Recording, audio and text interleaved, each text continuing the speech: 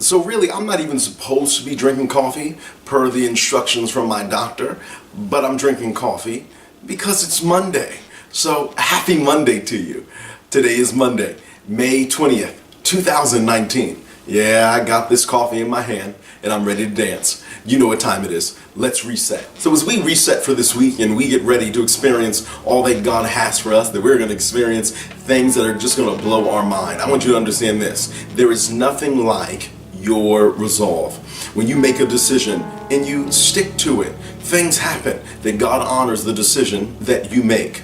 So one of the things that I think about when I look back over the past 10 years, I think about how I had to make some decisions for my life, not based upon my own merit, not based upon my own ideas or that intuition, but based on the instructions from God, based upon what God said to me, and finding security in that people say, what happened? Why did you do this? Why did you shift? Why did you change this? Why did you make this decision? Well, because God told me to do it. You know, Psalm 30 verse 6 says, listen, in my prosperity, I said, I will not be moved. The New International Version says that when I felt secure, I said, I decided, I made it my resolve that I will not be shaken. So I don't care what the doctor says. I don't care what my family members say. I don't care what the world system says.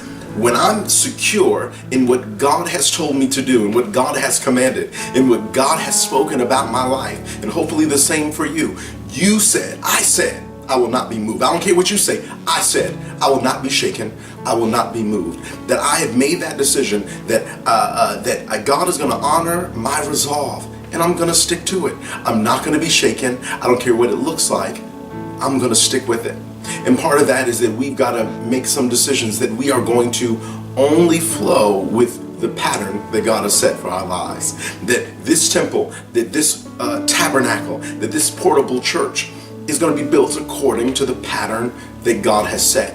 Therefore, when opportunities come up this week, when things are sent in the mail, opportunities are sent in the mail, when phone calls come saying, go out with me, oh my God, when phone calls come and say, listen, take this job. Listen, if it's not according to the pattern that God has outlined for my life, this is an easy decision. I'm not going to do it. Because at the end of the day, when I stand before God, I'm not going to be standing with people who offer me jobs. I'm not going to be standing with family members. I'm going to stand in front of God by myself. And I'm going to have to report and answer according to the decisions that I have made. So I love this. When you think about Josiah in 2 Kings, the Bible says that God had spoken about one named Josiah who was going to come up and he was going to tear down the altars that had been built to worship other gods, and that he was going to keep the commandments of the Lord his God. And here was Josiah told them, he says, listen, read me the Chronicles. So he's hearing about what God said about his own life, and he made it his resolve right there that he was going to do the will of God all the days of his life, and that he was going to do what God had outlined for his life. And the Bible says that because he stuck to that resolve after he made it, that even the people made it their resolve.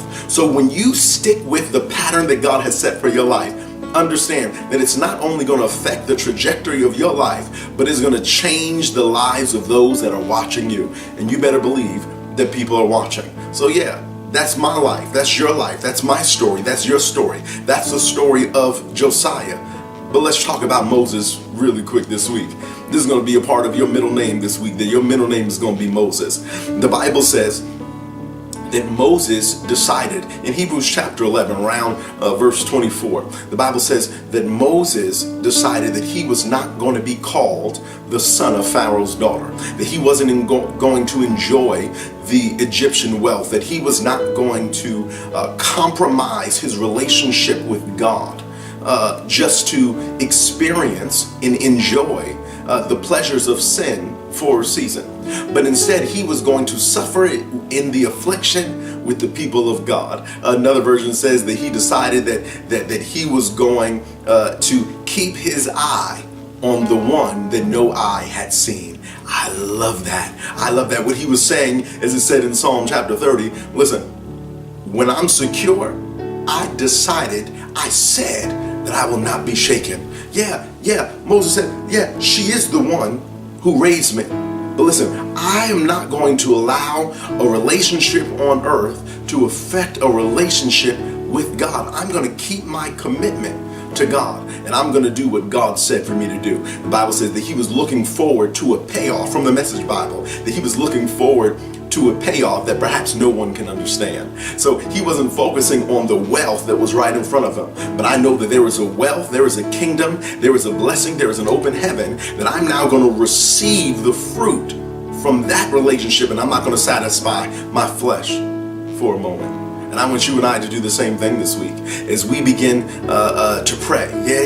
We got to get back to bowing our heads and saying, listen, God, I want to hear from you. I want to do what you require of me as a member of your family. I'm going to pray. I'm going to receive instructions from you. I'm going to make it my resolve that I have anointing from the Holy One, 1 John chapter 2, and I know all things. And that then when I make that decision, when you tell me what to do, Colossians 3, that the peace of God will be like the umpire from the Classic Amplified and will bring finality and settle disputes. So be confident in your decision. Don't satisfy your flesh for a moment. Come on, if you're single, you ain't got to go out and just get with everybody. No, you've asked God, what is it that I'm supposed to be doing right now? I'm not going to satisfy my flesh for a moment just because I don't want to cuddle with my pillows. Come on now. This king can't be with it just any old Scott. My God, I need a Coretta. I'm not going to satisfy my flesh for a moment. God will tell you what to do. He'll give you the instruction. So I declare over you as I declare over myself that God is going to honor the decisions that you make this week, and there will be no frustration, that your eyes will be open, that your ears will be open, that you will have a heightened awareness of the presence of God, that there will be such an awareness of God's presence that you will hear whispers every moment, every minute, every hour of each day this week. And that by the end of this week, you're going to look back and say, look how God did that just in one moment. In one moment, I felt like my heart, my mind, my spirit, my circumstances were in prison. But in the next moment, God has now basically given me the wealth of an entire nation.